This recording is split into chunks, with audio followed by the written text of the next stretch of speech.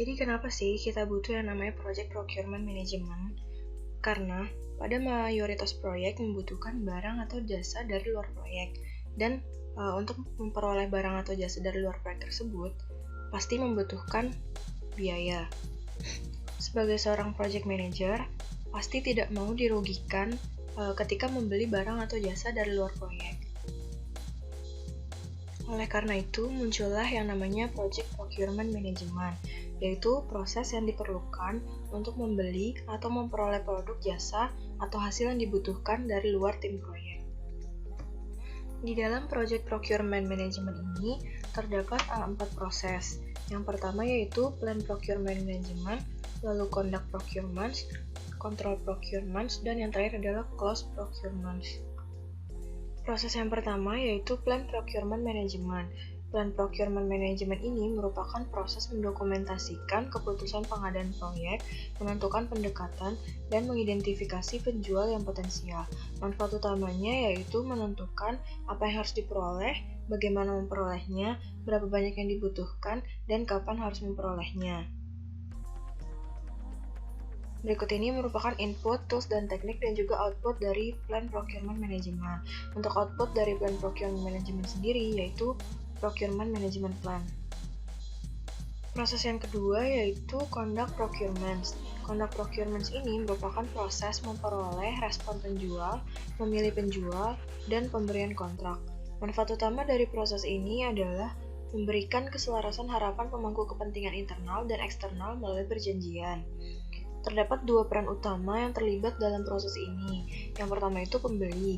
Pembeli ini merupakan organisasi yang membeli barang atau jasa dari penjual.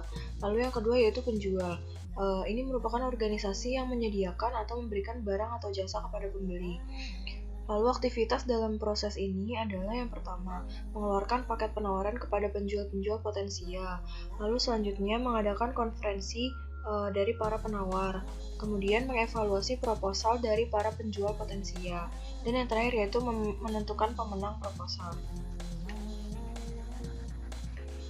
Nah, ini merupakan input, tools, dan teknik dan juga output dari Conduct Procurements. Output yang utama dari proses Conduct Procurements ini yaitu yang pertama, selected sellers atau penjual yang terpilih. Kemudian yang kedua itu adalah agreements, yaitu perjanjian antara pembeli dan penjual. Proses selanjutnya yaitu control procurements.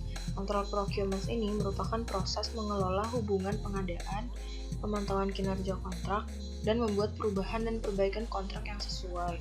Manfaat utama dari proses ini adalah memastikan bahwa kinerja baik penjual dan pembeli memenuhi persyaratan pengadaan sesuai dengan ketentuan perjanjian hukum. Berikut ini merupakan input, tools, dan teknik dan juga output dari control procurements. Output yang utama dari proses control procurements ini yaitu yang pertama, work performance information, dan yang kedua yaitu change request.